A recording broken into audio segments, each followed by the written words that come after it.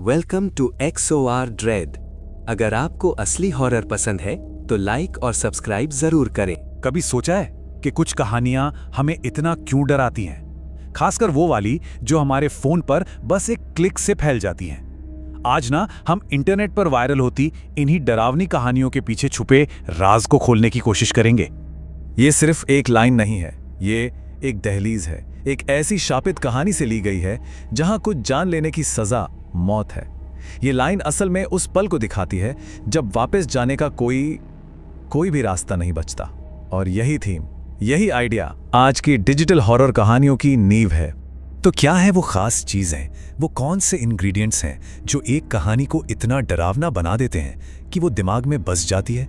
चलिए आज की सबसे वायरल हिंदी हॉरर कहानियों के जरिए इस रेसिपी को डिकोड करते हैं। हमारी रेसिपी की जो पहली सामग्री है वो है एक खतरनाक दावत। एक ऐसी दावत जिसे हम खुद चुनते हैं। एक ऐसा खेल या कोई रस्म जो मजाक मजाक में शुरू तो होती है पर जिसका अंत बहुत भयानक हो सकता है। ये जो है ये द बाथ गेम के नियम है और इसका हर एक स्टेप अपने आप में एक जाल है।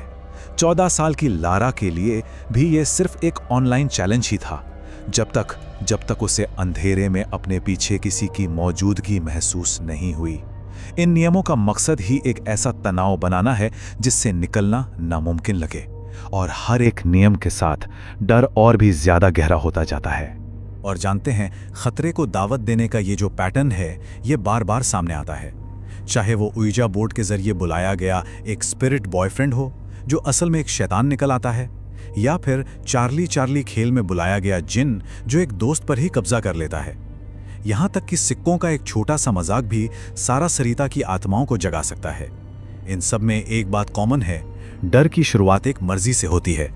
लेकिन डर सिर्फ नए जमाने के खेलों तक ही सीमित नहीं है। नहीं, ये हमारी सदियों पुरानी लोक कथाओं की गहराइयों में भी छिपा है, जो अब इंटरनेट पर एक नए अवतार में लौट रही हैं। ये सिर्फ मनगढ़ंत राक्षस नहीं है, ये हमारे कल्चरल डरों का आईना है।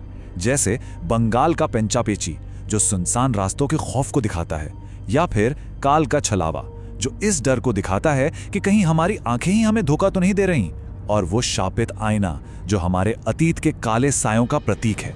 ये कहानियां हमारी जड़ों से जुड़े डरों को कुरेदती हैं। शुभजीत की कहानी बिल्कुल इसी टकराव को दिखाती है। शहर में पढ़ा लिखा एक लड़का जो गांव के अंधविश्वासों का मजाक उड़ाता है, लेकिन जब एक रात जंगल में सैकड़ों उल्लू उसे घूरते हैं और फिर एक होकर उस पर हमला कर देते हैं तो उसका सारा मॉडर्न लॉजिक धुआं हो जाता है। ये कहानी दिखाती है कि हमारे पुराने विश्वास आज भी हमारी मॉडर्न सोच पर कितने भारी पड़ सकते हैं। तो अब हम उस इलाके में दाखिल हो रहे हैं जहां हकीकत और वहम के बीच की लकीर धुंधली पड़ जाती है, और ये हमारी रेसिपी की सबसे ज्यादा बेचैन करने वाली सामग्री है। यही वो सवाल है जो दिमाग को सुन कर देता है। जरा सोचिए, जब डर बाहर से नहीं बल्कि अपने अंदर से पैदा हो और अपनी समझ ही अपनी सबसे बड़ी दुश्मन बन जाए, इसे ही तो मनोवैज्ञानिक खौफ कहते हैं।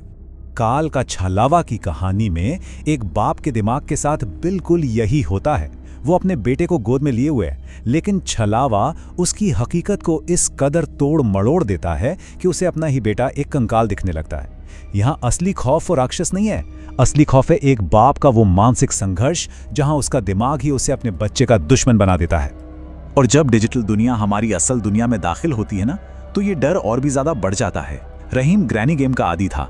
एक रात गेम की विलेन सपने में आकर उसका गला दबाती है। वो इसे एक बुरा सपना समझता है, पर सुबह उसे गले पर असली नाखूनों के निशान मिलते हैं। ये सिर्फ एक कहानी नहीं है, ये स्क्रीन के टूटने और खौफ के हमारी दुनिया में आने का सबूत है।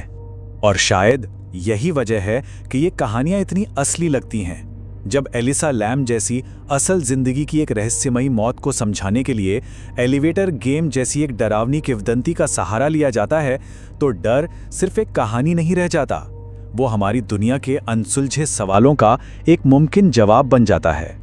तो हमने सारी सामग्रियों को इकट्ठा कर लिया है। अब देखते हैं कि जब ये सब एक साथ मिलती हैं तो आज के दौर के खौफ की कौन सी शक्ल तैयार होती है। अच्छा, इस रेसिपी का सबसे बड़ा हिस्सा है धुंधली हकीकत। यही वो मसाला है जो बाकी चीजों को एक साथ बांधता है। देखिए, शापित खेल और पुराने राक्षस डरावने तो हैं, लेकिन जब वो हकीकत और वहम के बीच की लकीर को मिटाकर हमारी दुनिया में गड़बड़ी पैदा करते हैं, तभी असली खौफ पैदा होता है। यही वो चीज़ है जो डर को सिर्फ एक कहानी से निकालकर एक निजी अनुभव बना देती है।